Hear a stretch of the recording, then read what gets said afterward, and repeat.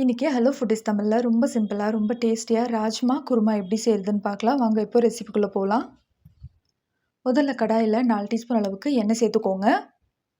அதில சின்ன சைஸ் பட்டை, 2 லவங்கம், 2 மீடியம் சைஸ் வெங்காயத்த நல்ல பொடியா கட் பண்ணி சேர்த்துக்கோங்க. சேர்த்துட்டு ஒரு 2 நிமிஷம் வரைக்கும் நல்லா வதக்கி விட்டுடலாம். 2 நிமிஷம் கழிச்சதுக்கு அப்புறமா 3/4 கப் அளவுக்கு இந்த மாதிரி கட் பண்ணி வச்சிருக்கிற உருளைக்கிழங்கு சேர்த்துக்கலாம். இப்போ இதை நல்லா மீடியம் ஃப்ளேம்லேயே வதக்கி விடுங்க. இப்போ பாருங்கள், உருளைக்கிழங்கெல்லாம் நல்லா வெந்து வந்திருக்கு. இந்த ஸ்டேஜில் வந்துட்டு ஒரு மீடியம் சைஸ் தக்காளியை இந்த மாதிரி பொடியாக நறுக்கி சேர்த்துக்கோங்க. இப்போ இதையும் கூட நல்லா மீடியம் ஃப்ளேம்லேயே வதக்கி விடலாம். தக்காளி எல்லாம் நல்லா வெந்து சாஃப்டாக வரணும் இந்த மாதிரி.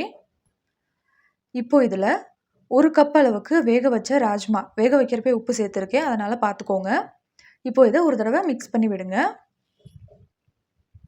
இப்போ இதில் பேஸ்ட்டுக்கு தேங்காய், பொட்டுக்கடலை, பூண்டு, இஞ்சி, கொத்தமல்லி, பச்சை மிளகாய், சோம்பு, சீரகம், மிளகு இதெல்லாத்தையும் பேஸ்ட்டாக அரைச்சி எடுத்துகிட்டு வந்துடுங்க. இப்போ இதில் 300 ml அளவுக்கு தண்ணி சேர்த்துக்கலாம்.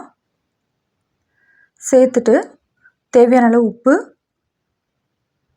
1/4 டீஸ்பூன் அளவுக்கு மஞ்சத்தூள். இப்போ இதை ஒரு தடவை நல்லா மிக்ஸ் பண்ணி விட்டுடலாம்.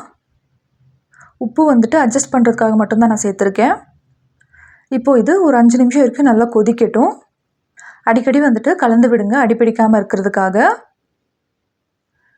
இப்போது நல்லா கொதிச்சதுக்கப்புறமா கொஞ்சமாக கொத்தமல்லி சேர்த்துக்கலாம். கொத்தமல்லி சேர்த்துட்டு ஒரு தடவை நல்லா மிக்ஸ் பண்ணி விடுங்க. இப்போ பாருங்கள், நல்லா சூப்பராக ரெடியாகி வந்திருக்கு. இவ்வளோதாங்க, ரொம்ப சிம்பிளாக ரொம்ப டேஸ்டியாக ராஜ்மா வச்சு ஒரு குருமா ரெடி. இதை ட்ரை பண்ணி பார்த்துட்டு எப்படி இருந்ததுன்னு சொல்லுங்கள். மறக்காமல் நம்ம சேனலை சப்ஸ்கிரைப் பண்ணிவிடுங்க.